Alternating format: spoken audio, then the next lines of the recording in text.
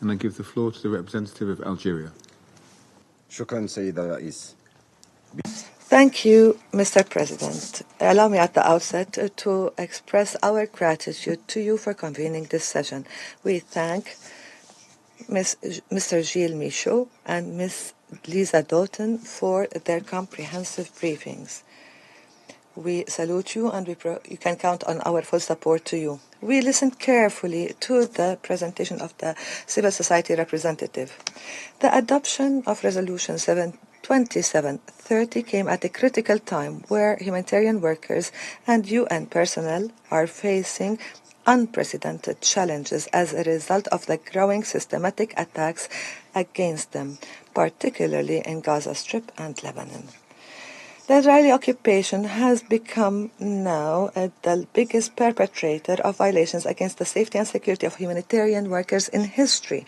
Our meeting today constitutes a unique opportunity to strengthen the international commitment to the protection of humanitarian workers and UN personnel and ensure their safety. For they are the lifeline for millions who depend on humanitarian aid for survival.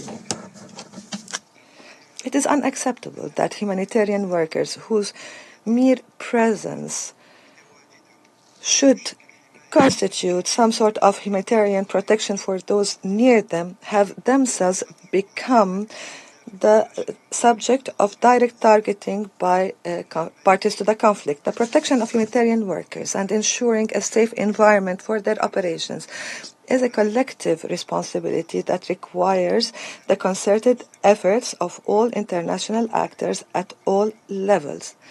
The Security Council has a particular responsibility in this regard. Mr. President, accordingly, we would like to highlight the following key points in order to achieve the ultimate goal of providing protection needed for the humanitarian workers, supporting their efforts that are a lifeline for millions who are in need around the world. First, there is a need to respect international law and ensure accountability for those involved in attacks against humanitarian workers and UN facilities. These attacks are considered war crimes under IHL. We reiterate the need for the member states to fulfill their obligations under the Geneva Conventions and their additional protocols. And as such, we call for strengthening national oversight mechanisms to monitor compliance with IHL and ensure transparent and independent investigations in all documented violations. Secondly, facilitate humanitarian access and respect of humanitarian principles.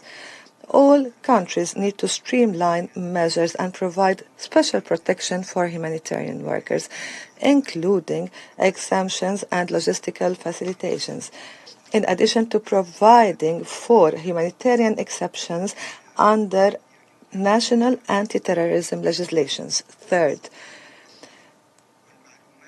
address misinformation and disinformation, because such campaigns lead to the erosion and the undermining of trust of local communities in humanitarian action, thus increasing the risks to the humanitarian workers. As such, we stress the need to face this phenomenon by the dissemination of accurate information and holding those responsible for spreading hate speech against humanitarian workers responsible.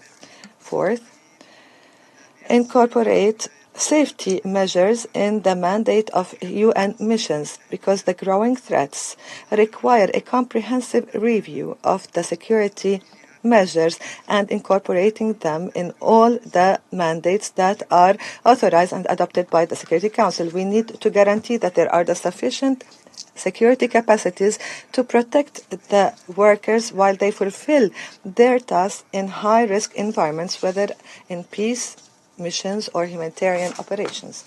Mr. President, in conclusion, the protection of humanitarian workers and UN personnel is not only a moral imperative, but rather a necessity to ensure the continuation of humanitarian action that contributes to the realization of international peace and security.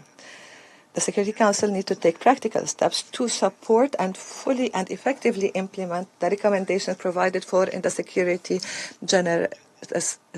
General's report. We also support UNDSS in their efforts. Thank you.